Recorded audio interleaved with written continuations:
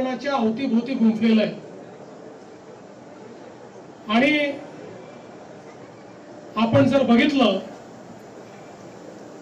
तर संपूर्ण संतांच्या मांदियाळीत प्रत्येक संतांनी आपल्याला पर्यावरणाचं महत्त्व देखील सांगितलंय आणि पर्यावरण पूरक जीवनाचा देखील संदेश दिलेला आहे। आणि म्हणून वारीच्या निमित्ताने हाच संदेश पोहोचवण्याचं काम ही पर्यावरणाची वारी करते। मी पर्यावरण विभागाचं, प्रदूषण नियंत्रण मंडळाचं, सर्व अधिकाऱ्यांचं मनापासून अभिनंदन करतो। आज संजय महाराज पाचपोर यांचं कीर्तन आपण ऐकलं, त्यातनं पर्यावरणाचा विचार आपण ऐकला। त्यासोबत दरवर्षी चंदाताईंचं भारूड असतं, यावेळेस संध्याताईंचं होतं। पिढी बदलतीये आणि तीच पिढी शाहीर माळींकडे बदललेली पाहायला मिळाली। आणि पृथ्वीराज आता 10 वर्षापूर्वी त्याला छोटंसं बघितलेलं होतं, त्यामुळे त्यांनी ही पोवाड्याच्या माध्यमातून आणि गोंधळाच्या माध्यमातून तोच विचार आपल्यापर्यंत पोहोचवला। निश्चितपणे आज जगाच्या समोरचा सगळ्यात मोठा प्रश्न जर काही असेल तर तो पर्यावरणाचा प्रश्न आहे। कोणीही एक व्यक्ती हा प्रश्न सोडवू शकत नाही, पण आपण सर्व एकत्रित आलो आणि खऱ्या अर्थानं संतांच्या विचारावर चालायचं ठरवलं तर हा प्रश्न निश्चितपणे सुटू शकेल।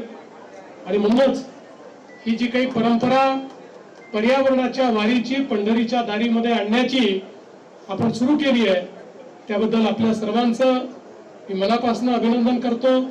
संजयजी, आपण दरवर्षी अतिशय सुंदर याचं संचालन करता, त्याबद्दल आपलंही, राहुल रेखावारजी आपलंही मनापासून अभिनंदन करून मी सर्वांना शुभेच्छा देतो। रामकृष्ण हरी। धन्यवाद। यानंतर आपण पावली घेणार आहोत। आपण सगळे तिथेच बसा, कोणी उठू नका, मागे कॅमेरा चालू आहे तर प्लीज, आणि वेळ लांब न्या।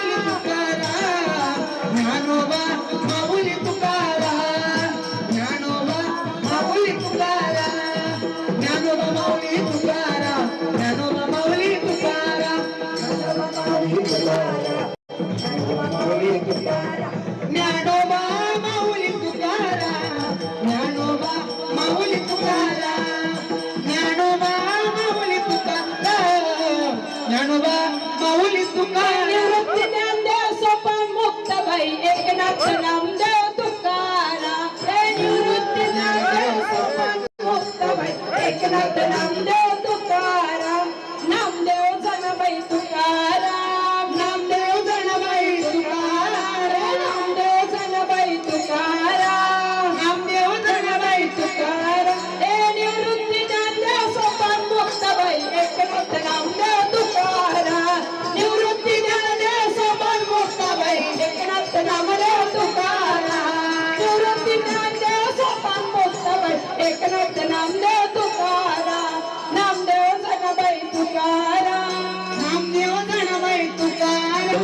धन्यवाद, खूप खूप सर्वांचे आभार. मुख्यमंत्री आभार.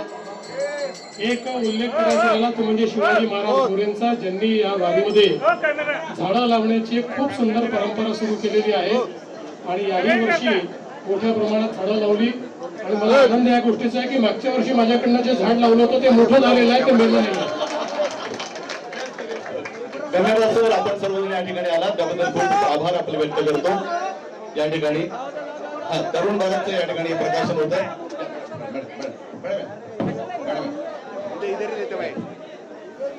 तरुण भारतचा फार वारी विशेषण काय खास